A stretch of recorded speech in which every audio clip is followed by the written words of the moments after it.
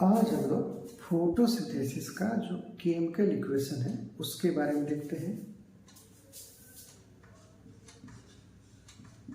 Photosynthesis, इसमें chemical equation जो होता है उसको कैसे लिखते हैं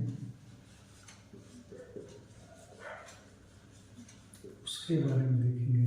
ये इक्वेशन में आप देखेंगे, चूँकि आप जानते हैं कि फोटोसिंथेसिस में कार्बन डाइऑक्साइड, वाटर यानी जल, प्रेजेंस ऑफ सनलाइट, क्लोरोफिल यानी क्लोरोफिल जो ग्रीन लीव्स में पाया जाता है या स्टेम पाया जाता है वो रहता है।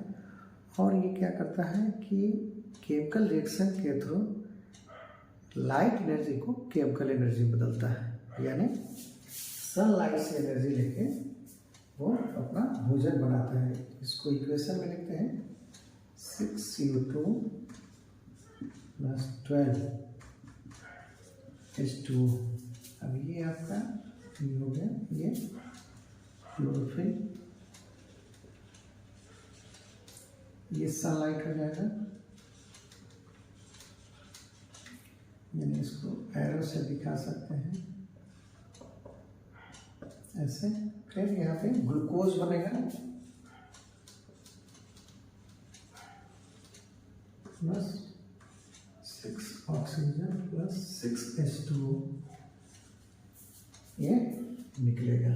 ये आपका फोटोसिंथेसिस का केमिकल इक्वेशन, ये सबसे एक्यूरेट इक्वेशन यही होता है। कुछ जगह आप देखेंगे 6CO2 6H2O का रिएक्शन होगा जो बिल्कुल सही नहीं है। ये इक्वेशन जो है ये करेक्ट है। अब आप देखेंगे ये जो क्लोरोफिल है present in green leaves and other parts,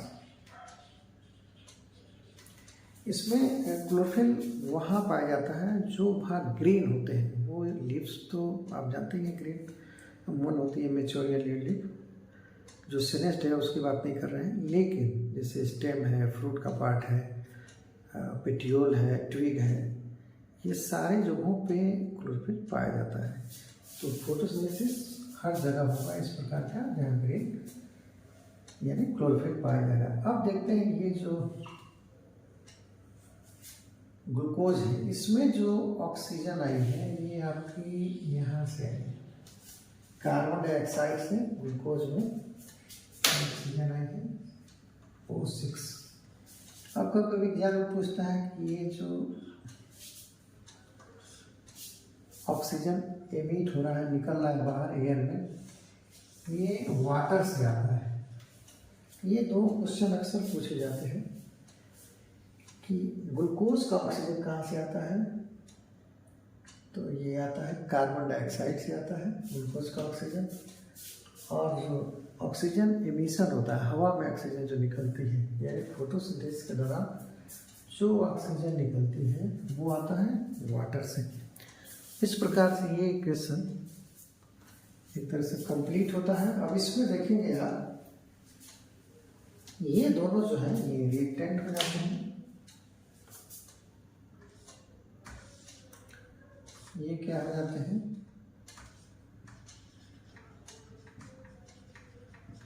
इनको रिएक्टेंट्स बोलेंगे, इसको नोट करते चलें। और ये जो दोनों हैं ये प्रोडक्ट में आते हैं, ये सब ये प्रोडक्ट बनेंगे, प्रोडक्ट्स, ठीक है। अब इसमें देखेंगे कि ये जो आता है ये फ्रॉम एयर से आता है, फ्रॉम एयर। ये जो वाटर है ये कहाँ से आता है, फ्रॉम सॉइल, ठीक है। क्लियर दिख रहा होगा।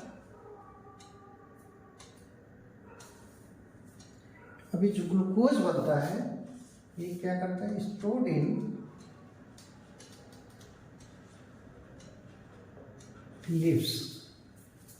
ग्लूकोज जो फोटोसिंथेसिस के दौरान बनता है, ये लिप्स में स्टोर होता है। किस रूप में? In the form of starch.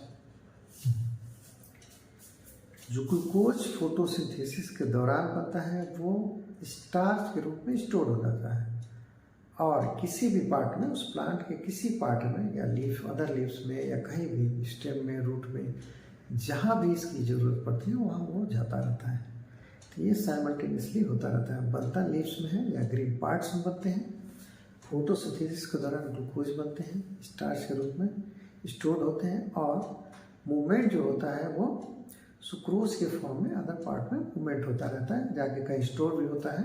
तो इस प्रकार से फोटोसिंथेसिस के दौरान ग्लूकोज बनता है, स्टार्च के रूप में स्टोर होता है, लेकिन मूवमेंट जो होता है वो सुक्रोज के फॉर्म में एक जगह से दूसरी जगह होता रहता है, जहाँ जरूरत पड़ती है। जैसे आपके पास पैसा है या कुछ है, जहाँ जरूरत होती है वहाँ इन्वेस्ट करते हैं या लगाते हैं, या खाने के लिए कुछ खरीदते हैं। उस प्रकार से ग्लूकोज का यूज पूरा प्लांट करता है जहाँ जरूरत पड़ती है।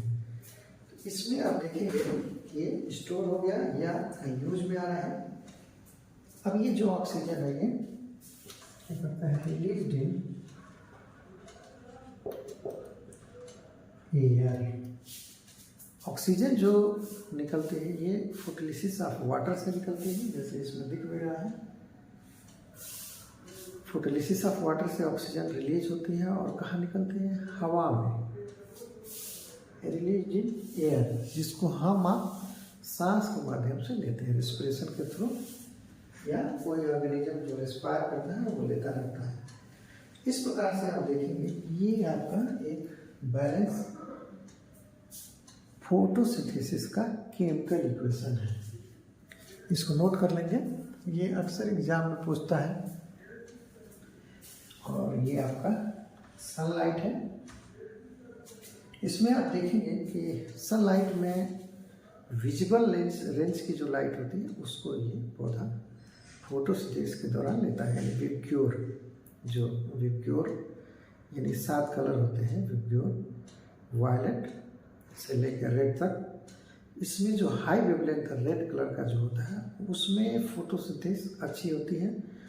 और ये भी क्वेश्चन आता है कि मैक्सिमम फोटोसिंथेसिस किस में होता है, किस कलर में? तो रेड वेवलेंथ में, यानी विजुअल रेंज के हाई वेवलेंथ का जो एरिया है या हाई वेवलेंथ की जो लाइट होती है उसमें, यानी रेड कलर की लाइट में फोटोसिंथेसिस ज़्यादा होता है और ब्लू में कम होता है। तो ये सनलाइट विजुअल रेंज के फॉर्म में आती है।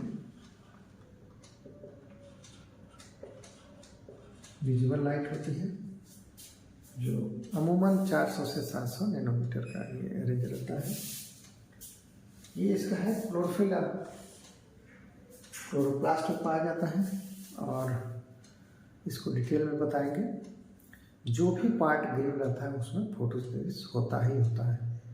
वो स्टेम का पार्ट हो, पोटैटो आलू है, अगर जो ऊपर आ गया ग्रीन लाइट पड़ रही है तो धीरे धीरे वो ग्रीन हो जाता है सरफेस, और उसमें फोटोसिंथेसिस होता है। तो इस प्रकार से आप देखेंगे कि ये फोटोसिंथेसिस का केमिकल इक्वेशन है।